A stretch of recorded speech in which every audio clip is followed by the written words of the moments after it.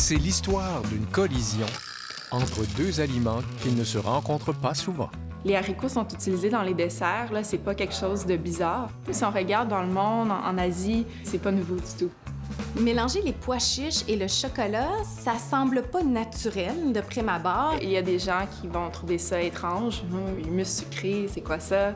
Mais une fois qu'ils goûtent, ils sont surpris. Ils sont surpris souvent. Ça peut sembler assez surprenant, puis peut-être douteux même pour certaines personnes, mais il faut vraiment faire l'essai pour voir que ça fonctionne.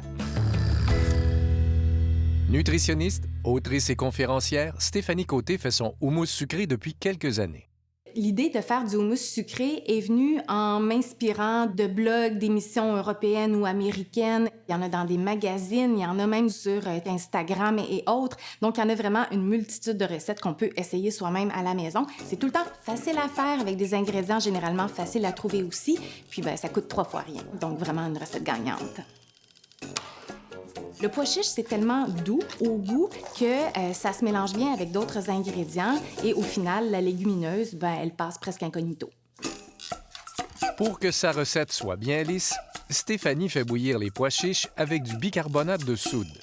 Puis regardez juste une petite pression de la fourchette, là, puis je vois qu'il est déjà là, facile à écraser, crémeux, une petite purée qui va être super lisse au mélangeur. Puis en comparaison, ici, c'est un pois chiche qui n'a pas bouilli et je le sens, là, il y a une résistance sous la fourchette. Là, je viens mettre les ingrédients dans le mélangeur. Faire une purée de légumineuses, mais la mettre en version sucrée, ça, je trouvais l'idée tout à fait séduisante pour faire manger davantage de légumineuses au quotidien à toute la famille.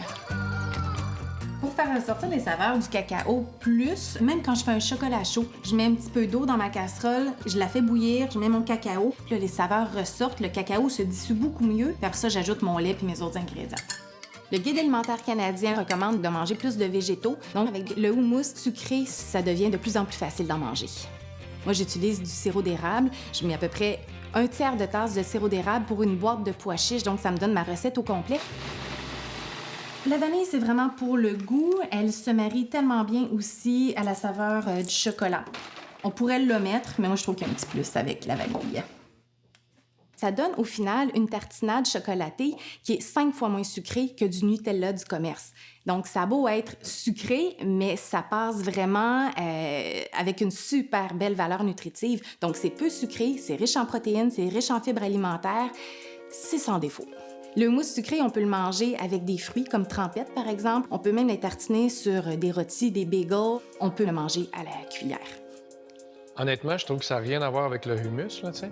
On a tellement une conception du pois chiche avec l'ail, puis un petit peu de citron, puis on est une autre famille de goûts et de textures. Je trouve ça délicieux. C'est vraiment bien, bien le fun. Sur le marché, on trouve des houmous sucrés, dont ceux d'Estelle Racine, une jeune entrepreneure. Comme base, elle n'utilise pas les pois chiches. Sur le marché, il y a très souvent les mêmes ingrédients dans plein de choses. Et c'est dommage. C'est important, la variété. J'y crois fortement, autant pour l'équilibre que pour l'environnement aussi. C'est pour cette raison qu'Estelle préfère utiliser comme base différentes variétés de haricots. Donc là, on parle de haricots noirs pour ce qui est des hummus au mocha et des hummus au chocolat. Haricots blancs pour le hummus à l'érable. Dans les ingrédients, donc la base, ce sont les haricots, soit les noirs, soit les blancs. Voilà. On a de la pâte de date qui vient en plus ajouter des fibres. On a le sucre de coco, on a du café, du chocolat, sirop d'érable, un petit peu de sel, un peu d'huile de canola. Donc ça reste relativement simple. C'est le fun parce qu'on a des protéines qui nous viennent des haricots. Puis là, tu as un petit goût sucré, mais c'est pas trop sucré parce que je regardais le tableau, puis c'est 2 à 4 grammes de Selon sucre la saveur. pour 2 cuillères à soupe. C'est quand même pas beaucoup. Personnellement, moi, je le mange beaucoup, soit en collation ou au déjeuner. C'est là où j'ai besoin de ce petit peu de protéines, un petit quelque chose là, pour me soutenir. Ça peut être mangé sur des toasts, ça peut être mangé sur des gaufres, des crêpes, tremper des fruits dedans. Une autre possibilité, c'est de le mettre dans un gruau, dans un yogourt. Donc, je suis certain que si on met ça sur la table, ça va faire jaser, c'est sûr. Oui, le brunch c'est dimanche, là, ça va... Il en restera plus.